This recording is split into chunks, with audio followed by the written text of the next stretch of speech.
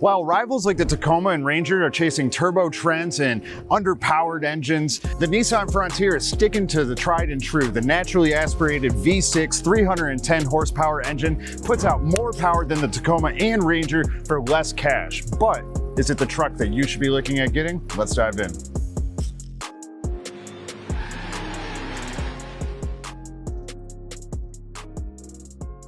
Starting off in the front of this top of the line Frontier, we do have a little bit of a facelift for 2025, but I must say that they did an excellent job of making the Frontier stick out in the front. In the center here, we do have a nice Nissan badge with that more of that orange that we see on the body in the logo. Overall, looks really nice. You got some fake vents up here at the top that add a little bit of style. Overall, all of this is in all plastic, but you do have some functioning vents here and some functioning vents down here at the lip as well. Some very nice headlamps with your daytime running lights running all the way across them. Very stylish, look good. And below the headlamps, we do have our fog lights. And then coming back into the center, we've got a couple new things as well, such as our 2 tow hooks and a front skid plate. There's also several skid plates along the body of this vehicle. But aside from it being all plastic, I would say that the front end is looking pretty nice. Also, these upgraded wheels that Nissan has straight from the factory, also looking real mean and girthy as well. Got some all-terrain tires on them, 17-inch wheels, looking crisp. Now these are the upgraded wheels, but still very nice for stock. Coming around, also upgraded, we've got the steps to get into the truck. Look nice. They've got several different options that you can choose, but these ones do happen to be my favorite. Another addition that we have in 2025 for the Frontier is upgraded and full 360 cameras. So get that standard on the Pro-X models and the SL trims, but it's upgraded, especially for off-roading. You get more visibility going down and things like that. You got a button to lock your doors, and also the doors are not too heavy and they purposely close all the way. A little interesting there. You have to open it up about there and then it won't. Otherwise, it just closes.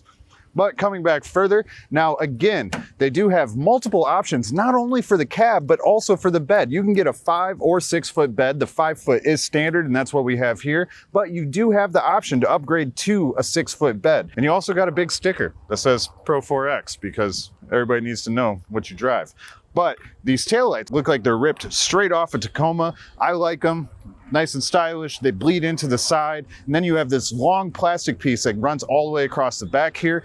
Now, there are some other options that you can choose to upgrade this with if you so like, such as like 3D Frontier. So instead of it being stamped in, it's more of like a plastic piece and it looks a little more 3D. It's cool, but doesn't really matter. But you do have towing set up straight from the factory, as well as your hitch, and you can actually tow up to 7,500 pounds with this bad boy. Shocking. For a mid-sized truck, that's about as high as it gets.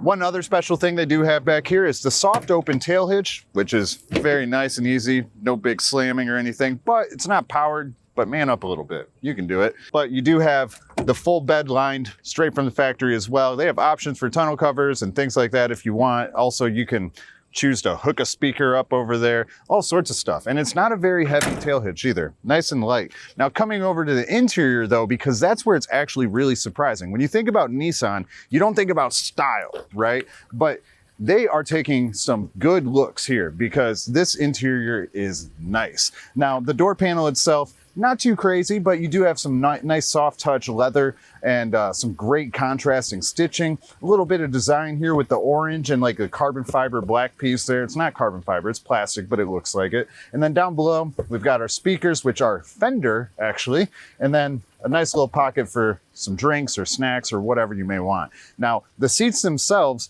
very nice. The Nissan zero gravity seats, very comfortable. A throne worth sitting in for the day for sure. But very styled on these Pro-4X trims and the SL trims. You can upgrade them to be the leather seats with this orange interior, and it just looks great. But you only do get 6-way power controls with your seat. So I don't think it's that big of a deal. Maybe it'll be a deal breaker for you, but I think it's going to be pretty comfortable. Pretty comfortable indeed. That's a good seat and tons of adjustability. Even though it's only 6-way, what more do you really need? I think that you could sit here for quite a while. Now the steering wheel itself also looks pretty good.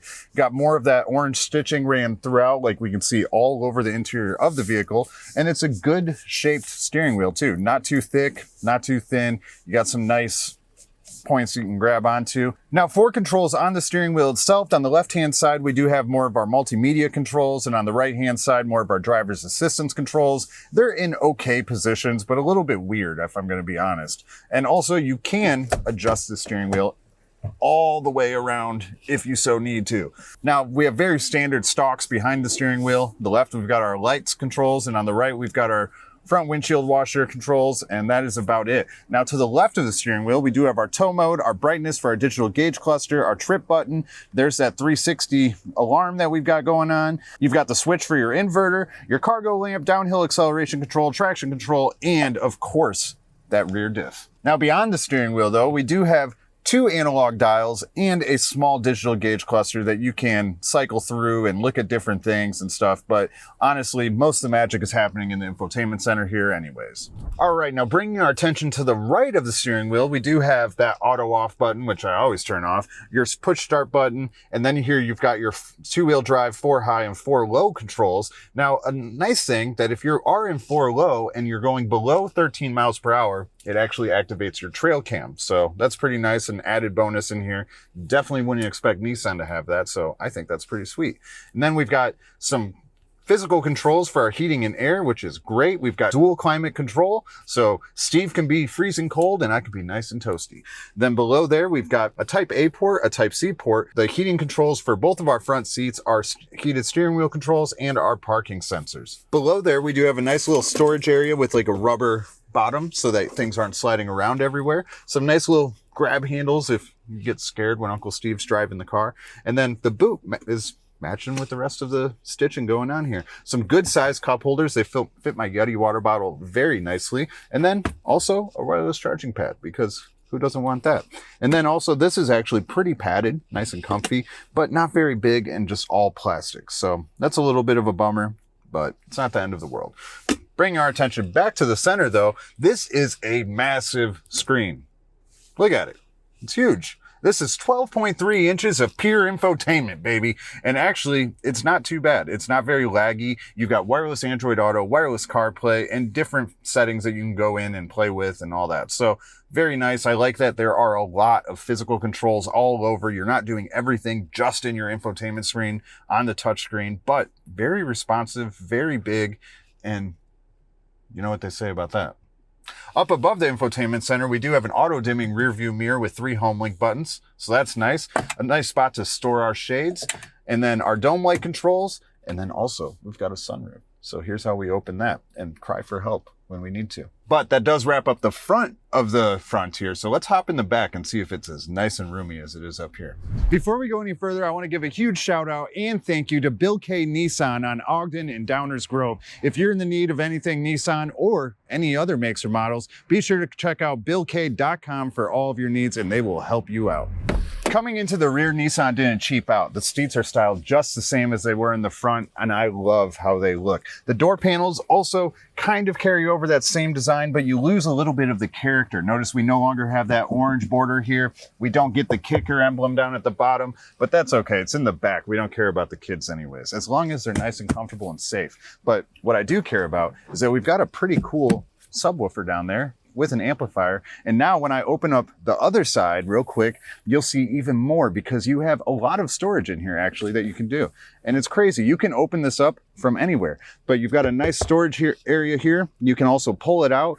They have options to put in a netting or anything like that, different storage options, lock boxes, etc. So that's pretty nice and very easy to access. No big deal. But hopping in, it is a little bit tight back here and it is very straight up and down. You will get amazing posture by sitting in the back of here. But surprisingly, I expected it to be a little bit more cramped than it is. Yeah, I've actually got way more space than I expected to have. And what's surprising is I'm about 5'10" and Uncle Steve's about 6'8", and he's currently got the seat in his driving position. And I still have about 3 inches of knee space. So that's pretty good. Outside of that, you don't have any heated seats back here, but you do get power. You've got a 120 volt outlet, a Type A port, and a Type C port. One kangaroo pouch, and a nice spot to store your drinks after you go through the drive-thru. Now, if you get rear-ended in the drive-thru, you might need your roadside assistance stuff, which they do have in here for you. So if you flip the seat forward, you've got your triangle, you've got your jack, And that's about all you can really fit back there, but there it is. Now let's get this bad boy on the road and see how she drives. All right, now we're behind the wheel of the 2025 Nissan Frontier 4X Pro. And you know, right off the gate, I'm gonna say, I like it. It might be a little bit controversial, but I like it. I like the burnt orange color. I like the power that you can feel. The steering is very, not very tight, but it's like perfect. It's literally perfect. So I am a fan. The acceleration, you can feel you've got the power there. All 310 horses of V6 badassery right there underneath your foot. So I'm a big fan.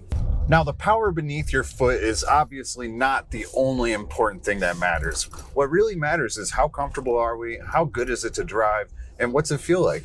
And I must say that Nissan is onto something with these zero gravity seats because they are quite comfortable. I think, you know, way more comfortable than my Lexus seats. Yeah, the passenger seat pretty comfortable. Yeah. The only thing I don't like is a little plastic in it. There is a bit of plastic, but it's also the most affordable mid-size truck on the market. Yeah, so I'm not really complaining about it. Yeah, if anything, I think that for how plastic it is, it's actually somewhat rigid. There was a couple spots where the plastic is quite loose, namely these grab bars. This grab bar is fun though. Look Yeah, at that one's great.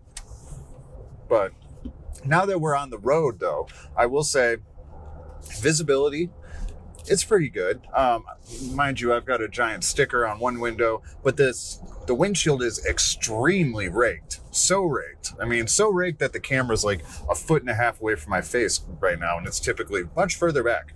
But it doesn't really impact the visibility at all. And also, with nobody in the back seats anyways, you've got a very good view out the rear window. So it's not too bad. Now, it's nothing like driving a Lightning or something like that where you have massive 3.5-foot windows, but it's pretty good. Now, the braking is also quite good, very good actually, and the acceleration is better than some Tacomas, dare I say.